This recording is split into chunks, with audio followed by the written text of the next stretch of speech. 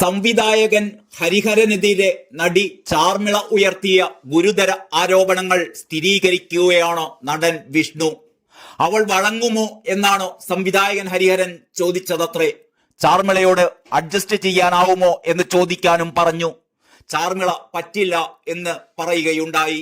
ഇക്കാര്യം ഹരിഹരനെ അറിയിച്ചപ്പോൾ ഹരിഹരൻ സംവിധാനം ചെയ്ത MT സിനിമയായ പരിണയത്തിൽ നിന്ന് അവസരം നഷ്ടപ്പെടുകയായിരുന്നു എന്നാണ് വിഷ്ണു ഒരു സ്വകാര്യ ചാനലിനോട് വെളിപ്പെടുത്തിയിരിക്കുന്നത്.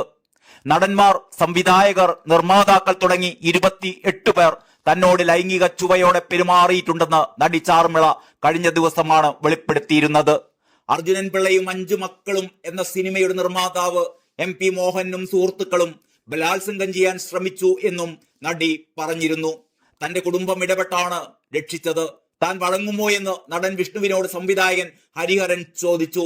തയ്യാറല്ലെന്ന് പറഞ്ഞതോടെ പരിണയം സിനിമയിൽ നിന്ന് തന്നെ ഒഴിവാക്കുകയായിരുന്നു എന്നും നടി ആരോപിച്ചിരുന്നു.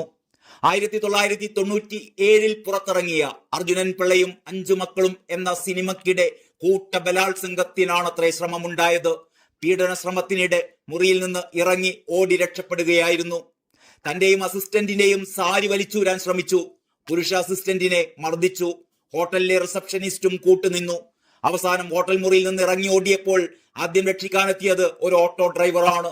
നിർമ്മാതാവ് MP മോഹനും സുഹൃത്തുക്കളുമാണ് ബലാത്സംഗത്തിന് ശ്രമിച്ചത്. താൻ രക്ഷപ്പെട്ടുവെങ്കിലും ജൂനിയർ ആർട്ടിസ്റ്റുകൾക്ക് അതിന് കഴിഞ്ഞില്ല എന്നും ചാർമിള ചൂണ്ടിക്കാണിക്കുന്നു. ഒരുപാട് മലയാള സിനിമകൾ നഷ്ടപ്പെട്ടത് അഡ്ജസ്റ്റ്മെന്റിന് തയ്യാറാകാത്തത് കൊണ്ടാണെന്നും ചാർമിള പറയുകയുണ്ടായി. ഇതിനിടെ മലയാള സിനിമാ ലൊക്കേഷനിലെ കാരവനുകളിൽ രഹസ്യമായി ക്യാമറകൾ വെച്ച് നടിമാരുടെ നഗ്ന ദൃശ്യങ്ങൾ പകർത്തുന്നുവെന്നും സെറ്റിൽ പുരുഷന്മാർ ഒന്നിച്ചിരുന്ന് ഈ ദൃശ്യങ്ങൾ കണ്ട് ആസ്വദിക്കുന്നുവെന്നുമുള്ള നടി രാധിക ശരത് കുമാറിന്റെ വെളിപ്പെടുത്തലിൽ നടിയിൽ നിന്ന് പോലീസ് വിവരങ്ങൾ ശേഖരിക്കാനുള്ള ഒരുക്കത്തിലാണ്. രാധികയിൽ നിന്ന് വിവരങ്ങൾ ശേഖരിക്കാനും മൊഴിയെടുത്ത് കേസെടുക്കാനുമുള്ള സാധ്യതയുമാണ് പോലീസ് പരിശോധിക്കുന്നത്. പക്ഷേ ഈ വെളിപ്പെടുത്തൽ സെൻസേഷണലൈസ് ചെയ്യാൻ താൻ ആഗ്രഹിക്കുന്നില്ല എന്ന് രാധിക പറഞ്ഞതായി റിപ്പോർട്ടുകളും വരുന്നുണ്ട്.